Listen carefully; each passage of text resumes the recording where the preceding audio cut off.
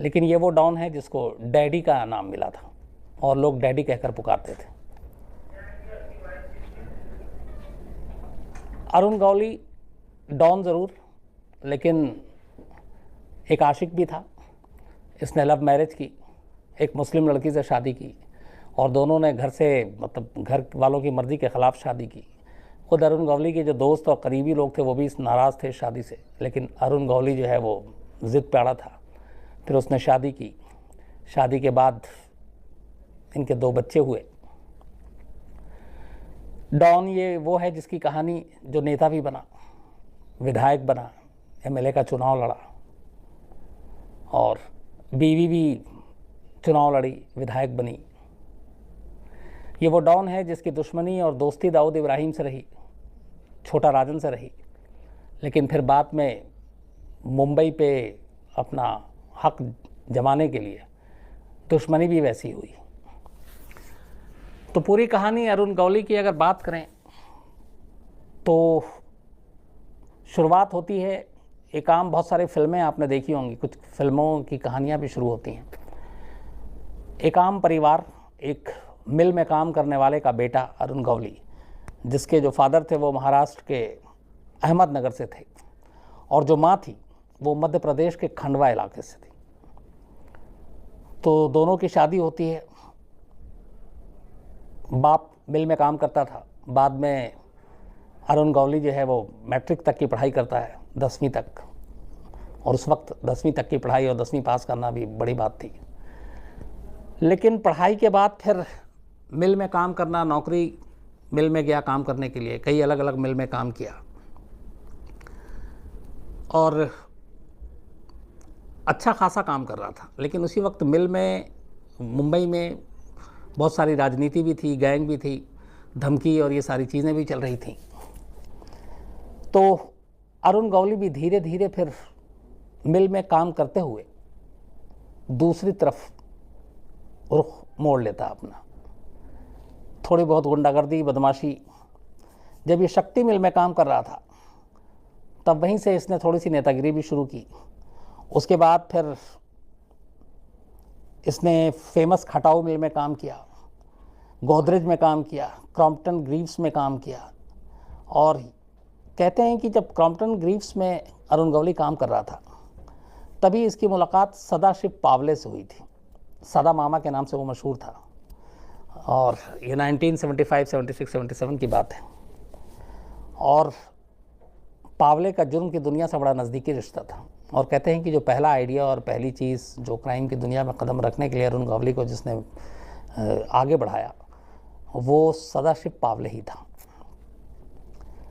इत्तेफाक से जिस स्कूल में जहाँ ये पढ़ा था, सदाशिव पावले से मिलने के बाद अरुण गौली के स्कूल के कुछ दोस्त थे, जिनमें रमा नाइक, छोटा बाबू, बाबल्या सावंत, विलास। तो जब ये धीरे धीरे मिल की राजनीति से क्राइम की दुनिया की तरफ बढ़ा, छोटे मोटे क्राइम करने लगा, तो फिर अपने इस स्कूल के दोस्तों को भी अपने साथ मिला लिया और कायदे से एक अनऑफिशियली छोटा मोटा एक गैंग बन गया। अब इधर अरुण गौली धीरे धीरे क्राइम की दुनिया की तरफ आ रहा था, उधर दूसरी तरफ मुंबई की हालत ये थी कि जो मुंबई के असली डॉन थे, चाहे वो करीम लाला, चाहे वो वर्दा राजन, चाहे हाजी मस्तान, ये धीरे धीरे क्राइम की दुनिया से अलग हो रहे थे। वर्दा राजन ने जुर्म की दुनिया लगभग छोड़ दी थी, मुंबई भी छोड़ दिया।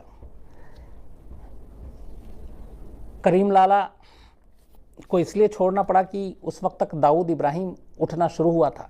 1981 में करीम लाला के जो एक भाई, एक्चुअली पहले दाऊद इब्राहिम का भाई जो था शब्बीर, करीम लाला के लोगों ने उसकी हत्या करवा दी थी, जिसका बदला लेने के लिए फिर दाऊद इब्राहिम ने करीम लाला के भाई रहीम खान को मरवा दिया और इसके बाद फिर इनकी दुश्मनी बड़ी ख़तरनाक हो गई। लेकिन फिर अचानक करीम लाला ने दाऊद से एक तरह से दोस्ती की और एक जुर्म की दुनिया को ही छोड़ दिया। तो वर्दा राजन जुर्म की दुनिया से अलग हो गया, करीम लाला अलग हो गया। इधर 1977 में जब हिंदुस्तान में और देश में जेपी आंदोलन चल रहा था, तब उससे थोड़ा सा प्रभावित होकर हाजी मस्तान ने भी अंडरवर्ल्ड की दुनिया को छोड़ना बेहतर समझा और राजनीति में पहुंच गए।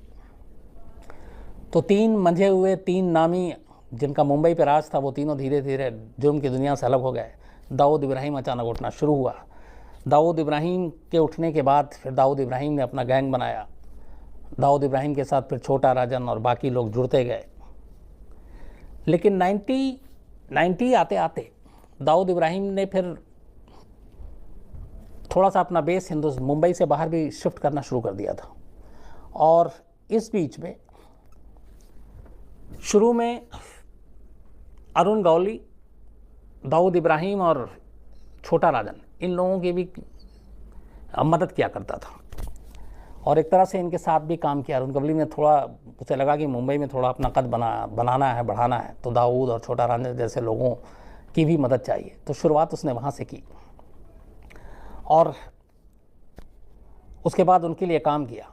लेकिन इस काम के दौरान में फिर कुछ ऐसी चीज़ें हुई कि दाऊद से दूरी बननी शुरू हो गई और वो यही था कि मुंबई में बड़ा डॉन कौन, मुंबई पे राज कौन करेगा।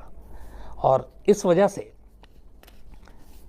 थोड़ी सी एक जो दोस्ती थी वो दुश्मनी में बदलनी शुरू हो गई। इस दौरान में हुआ ये कि दाऊद इब्राहिम अपना बेस दुबई बना रहा था। 93 आ गया, मुंबई में ब्लास्ट हुआ। दाऊद उससे पहले ही दुबई जा चुका था मुंबई छोड़कर। छोटा राजन की फिर दाऊद से दुश्मनी हो गई। छोटा राजन भी मुंबई छोड़ देता है और मलेशिया पहुंच जाता है। वर्दा राजन, करीम लाला, हाजी मस्तान ये पहले ही जो उनकी दुनिया छोड़ चुके थे। दाऊद और छोटा राजन के निकलने के बाद एक तरह से मुंबई खाली। तो ये सबसे आइडियल टाइम था अरुण गवली को अपनी जगह बनाने के लिए मुंबई में, और उसने इसी चीज़ का फ़ायदा उठाया क्योंकि मुंबई में तब तक कोई भी बड़ा डॉन नहीं था, जो भी था बाहर से ऑपरेट कर रहा था।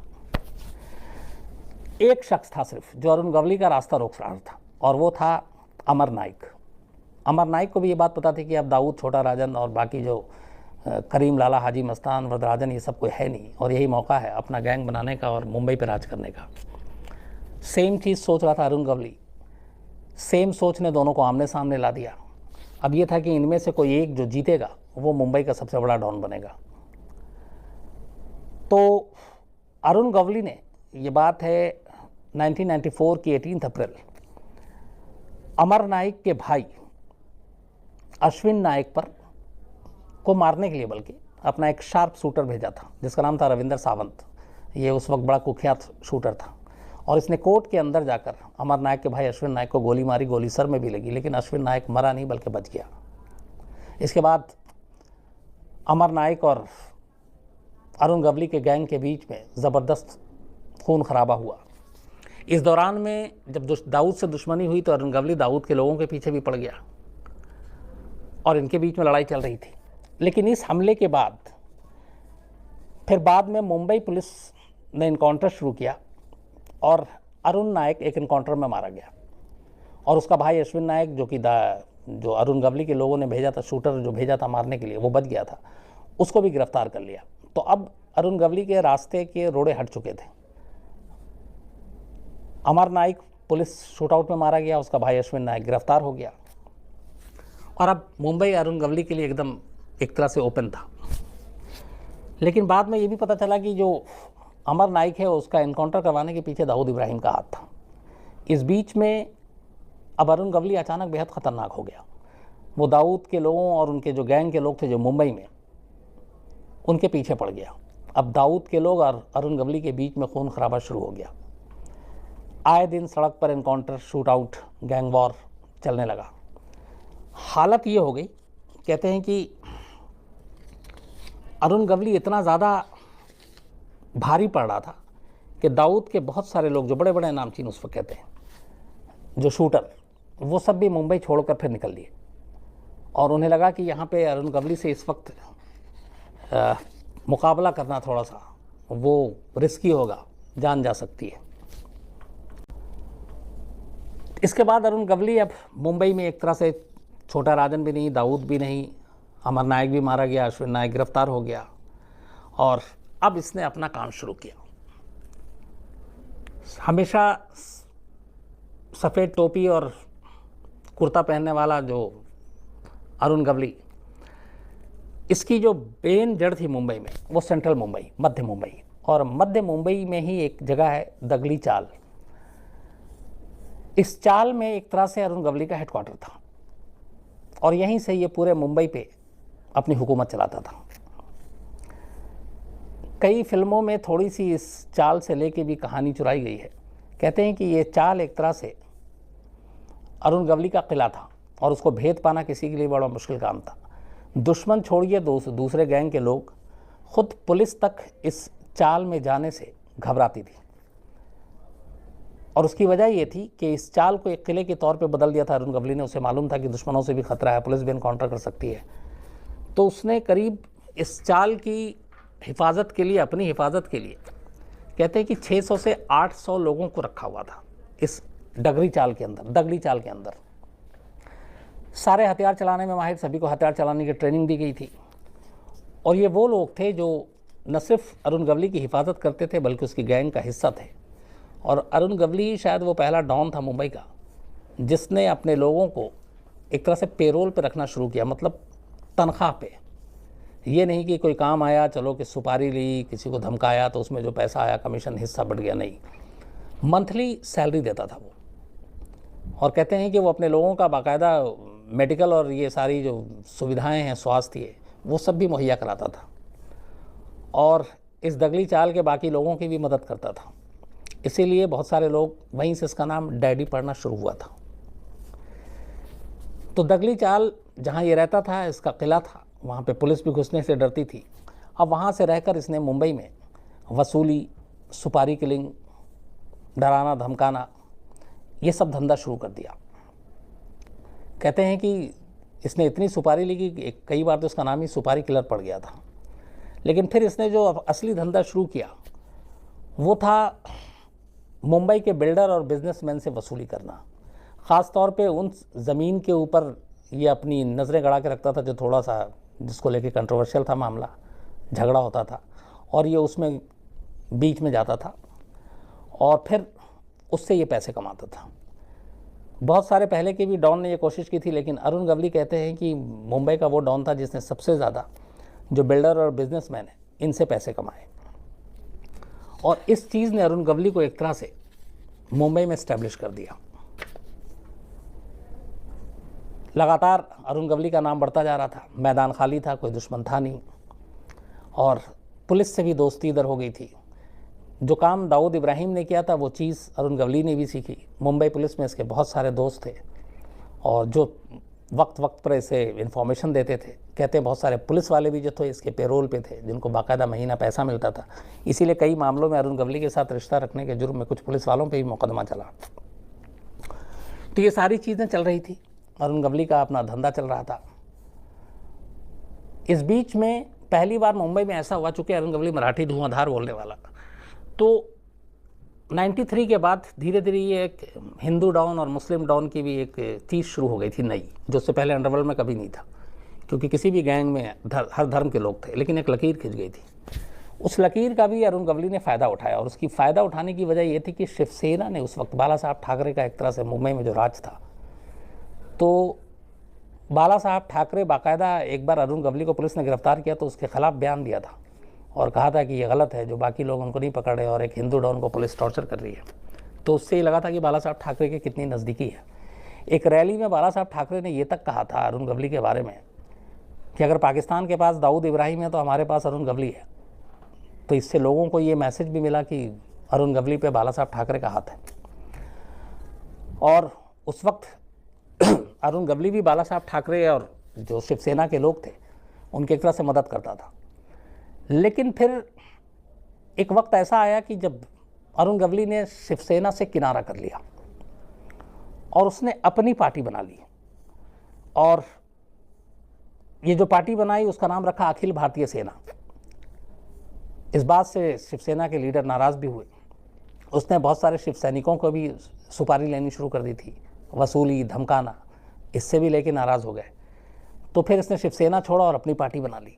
और इसे ये भी लगा कि अब चूँकि जुर्म की दुनिया में इतने आगे बढ़ चुके हैं, इनकाउंटर का भी उसे डर था, और शिवसेना से अलग होने के बाद, शिव सैनिकों से वसूली करने के बाद उसके मन में ये भी था कि मुंबई में रहना और शिवसेना से जिस तरीके से बैर लिया है तो इसका अंजाम बुरा हो सकता है। तो उसे लगा कि पुलिस कभी भी ठोक सकती है। तो उसके फिर दिमाग में आया कि क्यों ना अब राजनीति की तरफ बढ़ते हैं। क्योंकि राजनीति में एक बार जाने के बाद कम से कम ये है कि इनकाउंटर नहीं होगा, इसकी गारंटी है। 2004 में अपनी पार्टी बनाने के बाद ये अखिल भारतीय सेना 20-22 लोगों को मैदान में उतारता है अरुण गवली अपनी इस पार्टी के टिकट पर। हालांकि ज़्यादातर चुनाव हार जाते हैं, लेकिन अरुण गवली खुद जो चिंचपोकली सीट है विधानसभा की, वहाँ से चुनाव लड़ता है और अच्छे खासे मार्जिन से जीत जाता है और सीधे विधानसभा पहुँच जाता है। एक डॉन अब एक नेता बन चुका था, एक एमएलए बन चुका था। अरुण गवली ने ये कहा भी था कि अब मैं चूँकि पॉलिटिशियन बन गया हूँ, और वैसे हमेशा वो कहता था मैंने कोई क्राइम नहीं किया है, मेरे ऊपर पुलिस झूठे केस लगाती है, लेकिन अब पुलिस इनकाउंटर नहीं कर सकती। इस दौरान में जब शिवसेना छोड़ा था तो अरुण गवली के खिलाफ मुकदमों की बाढ़ आ गई थी। बहुत सारे मुकदमे थे और उसमें से ज़्यादातर शिवसेना वालों की तरफ से लगाए गए थे। लेकिन कोर्ट में ये अरुण गवली इकलौता ऐसा डॉन था उस वक्त जिसके ऊपर मुकदमे 40 से ज़्यादा थे, लेकिन एक भी जुर्म कभी अदालत में साबित नहीं हुआ, और इसलिए वो 2-4-3 साल भर ऐसे जेल में रहता और फिर बाहर आ जाता। और उसकी वजह ये थी कि साबित नहीं होता, कभी कोई गवाही देने नहीं आता, कोई पुलिस को सबूत नहीं मिलता, क्योंकि पुलिस में भी उसके लोग थे, बाकी जो गवाह थे वो डरते भी थे। तो इतने सारे मुकदमे होने के बावजूद अरुण गवली के खिलाफ एक भी मुकदमे में कभी कोई सबूत नहीं मिला, ना कोई गवाह सामने आया।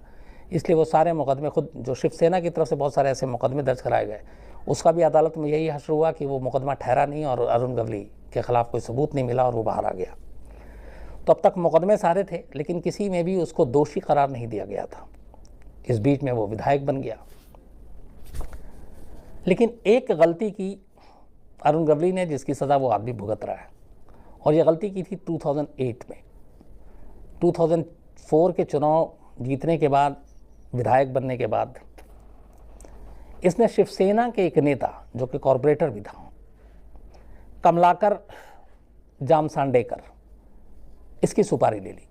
शिवसेना के कॉरपोरेटर कमलाकर की सुपारी, कहते हैं कि करीब 30 लाख रुपए में। इसके बाद कमलाकर को मार दिया जाता है, जांच होती है, सारे सबूत और ये सारी चीज़ें अरुण गवली की तरफ इशारा करती हैं। शिवसेना के नेता भी उस वक्त उनको ये बड़ा, मतलब उसके हाथों में, अरुण गवली के हाथों, ये सबसे एक तरह से कहें तो बड़ा कत्ल था, एक कॉरपोरेटर का, वो भी शिवसेना का, और मुंबई जैसे शहर में जहाँ शिवसेना की धाक है। तो शिवसेना को लगा कि ये बहुत ज़्यादा हो गया, तो फिर शिवसेना ने भी कहा कि इस बार मौका नहीं चूकना है, और साथ में फिर सारे सबूत, गवाह, जो शूटर थे वो सब आए, पकड़े गए, अरुण गवली को गिरफ्तार किया गया, कोर्ट में मुकदमा चला। पहली बार ऐसा हुआ जिसमें गवाही मिली, जिसमें सबूत मिले, और लोअर कोर्ट ने अरुण गवली को उम्र कैद की सज़ा सुना दी। मामला उसके बाद हाई कोर्ट में गया, हाई कोर्ट ने भी उसकी सज़ा को उम्र कैद में ही बरकरार रखा। इस दौरान में अरुण गवली की गिरफ्तारी के बाद अचानक अब अरुण गवली के गैंग के ऊपर गाज गिरनी शुरू हुई। मुंबई पुलिस ने इनकाउंटर करना शुरू किया और धीरे धीरे उसके गैंग के जितने भी खास लोग थे एक एक कर सब निपटा दिए गए। कुछ डर से मुंबई छोड़कर भाग गए, कुछ डर से मुंबई छोड़कर भाग गए। अरुण गवली इसके बाद उम्र कैद की सज़ा हाई कोर्ट से भी बहाल रही और उसको नागपुर सेंट्रल जेल भेज दिया गया। अरुण गवली उम्र कैद की सज़ा इस वक्त नागपुर सेंट्रल जेल में काट रहा है। 2017 में वो पेरोल पे बाहर आया था, और जब वो आया था तो इसी दगली चाल में बड़ा एक तब गाना बजाना भी हुआ था, और उसमें एक गाना था बड़ा मशहूर। वो गाना बजा था जब अरुण गवली ने एंट्री मारी थी, वो था वही कि अरे दीवानो मुझे पहचानो, मैं हूँ कौन, मैं हूँ डॉन। तो अभी भी वो उम्र कैद की सज़ा काट रहा है अरुण गवली, नागपुर जेल में है। लगभग गैंग का खात्मा हो चुका है, लेकिन हमेशा अरुण गवली का यही कहना है कि वो कभी डॉन नहीं रहा, कभी बदमाश नहीं रहा, उसने कभी कोई क्राइम नहीं किया। इस मामले में भी शिवसेना ने उसे फंसाया है। वो तो एक समाज सेवक है और लोगों की मदद करता है। बाद में उसकी एक बेटा और एक बेटी है अरुण गवली की। बेटी जो है उसने भी कॉरपोरेटर का चुनाव लड़ा, जीती। बीवी जो है वो विधायक रही। और ये अच्छे खासे फैमिली में बहुत सारे लोग हैं। कोई एक कहते हैं कि एक रेलवे में है अरुण गवली का, इसके अलावा एयर इंडिया में भी हैं इसके रिश्तेदार, सरकारी नौकरी में बहुत सारे लोग हैं। तो फैमिली पूरी जो है वो अच्छे जगहों पे है। बस अरुण गवली जो है वो जुर्म के रास्ते पे चल पड़ा और उस वक्त जब मुंबई में मैदान खाली, तब उसने उस मुंबई पे अपना कब्ज़ा करने की सोची और लगभग उसने एक तरह से, ये मुंबई पुलिस के लोग और बाकी भी जो गैंग के लोग कहते हैं कि उसकी दहशत इतनी थी कि जो मुंबई के सारे डॉन के लोग थे और डॉन थे, इवन छोटा राजन तक के ख़ास लोग, छोटा शकील, ये सब मुंबई छोड़कर सिर्फ भागे इसलिए क्योंकि उन्हें लगा था कि अरुण गवली से निपटना थोड़ा सा मुश्किल है। अरुण गवली का जो उस वक्त वहाँ पे जोर है वो उनसे ज़्यादा है। तो इस वजह से अरुण गवली के डर से इन लोगों को वहाँ से जाना पड़ा।